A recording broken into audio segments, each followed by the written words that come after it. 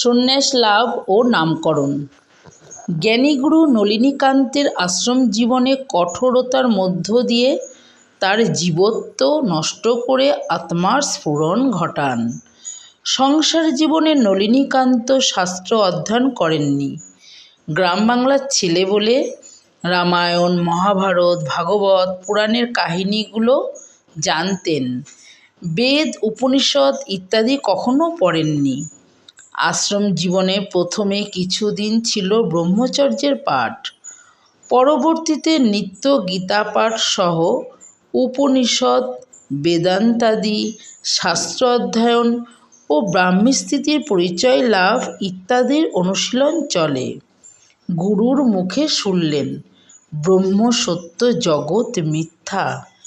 উপনিষদ পড়ে বুঝলেন ত্রিলোকে আমার অপ্রাপ্য বস্তু নাই, কিন্তু আমি কিছুই চাই না।